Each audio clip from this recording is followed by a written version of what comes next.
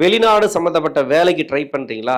ஜென்ம ராசியில இருக்கக்கூடிய குரு, உங்களுக்கு சுய ஜாதகத்துல எந்த இடத்துல இருந்தாலும் சரி, இப்போ வந்து சந்திரனோட நட்சத்திரம் ஏறி இருக்கு, சந்திரனோட இருக்கு, இல்ல சந்திரனோட பார்வையில இருக்கு, சந்திரனோட சேர்ந்து இருக்கு. இது எல்லாமே வந்து வெளிநாடு வேலை வாய்ப்புகளை கொடுக்கும். சந்திரனோட வீட்டில் இருந்தாலோ, அப்படி இல்லை சந்திரனோட நட்சத்திரம் ஏறி இருந்தாலோ, ராகுவுடைய நட்சத்திரம் உங்கள் சுய ஜாதகத்தில் ஏறி இருந்தாலோ, இந்த டைம்ல வெளிநாடு வேலை வாய்ப்புகளை கொடுக்கும்.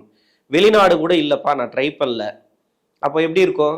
தூரம் போயிட்டு வேலை பார்த்துட்டு வர மாதிரி ஒரு நல்ல கம்பெனியில் நல்ல ஒரு பொசிஷனில் அருமையான வேலை, படித்த படிப்புக்கேற்ற வேலை கண்டிப்பாக கொடுக்கும் இந்த குரு தசைங்கிறது. அது லக்ன யோகத்தை பொறுத்து, லக்ன யோகாதிபதியை பொறுத்து. குரு பகவான் இருக்கிற இடம் வந்து அந்த நட்சத்திராதிபதியும் அந்த அந்த வீட்டு அதிபதியும் உங்களுக்கு நட்பு கிரகமாக இருந்தால் குரு தசை அப்படிங்கிறது பெருசாக கெடுக்காது.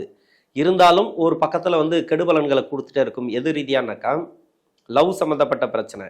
21 வயசுக்கு மேலே லவ் பண்ணுவோமா அப்படின்னா கிடையாது. கல்யாணத்துக்கு முன்னாடி லவ் சம்மந்தப்பட்டது ஒரு சில பேருக்கு வரலாம், தொடர்புகளில் இருக்கலாம், மனசளவில் நேசிக்கக்கூடியவர்களாக இருக்கலாம். இது மாதிரி இருக்கக்கூடியவர்களுக்கு கொஞ்சம் நெருக்கடிகளை கொடுத்துட்டே வரும். திருமண ரீதியாக முயற்சி பண்ணுறீங்களா? திருமணத்தில் நல்லாவே இருக்கும். திருமணத்துக்கு உங்களுக்கு வெற்றி வாய்ப்புகள் உண்டு. ஜென்ம ராசியில் குரு வந்தாலும் பெருசாக தடையை கொடுக்காது. இப்போ குரு தசை வந்திருக்கு, எனக்கு திருமணமே கூடி வரல அப்படின்னாக்கா, உங்கள் சுய ஜாதக அடிப்படையில் ஒரு சிலருக்கு பார்த்தீங்கன்னாக்கா குரு இருக்கிற இடம், அந்த இடத்த பொறுத்து தான் எல்லாமே. 7ஆம் அதிபதியோட நட்சத்திர சார்ந்த புத்தி வந்தால், 7ஆம் இடத்துல ஒரு கிரகம் இருந்து புத்தி நடத்துது, அந்த கிரகங்களோட புத்தி வந்தால் திருமணத்தை உடனே கொடுத்துரும்.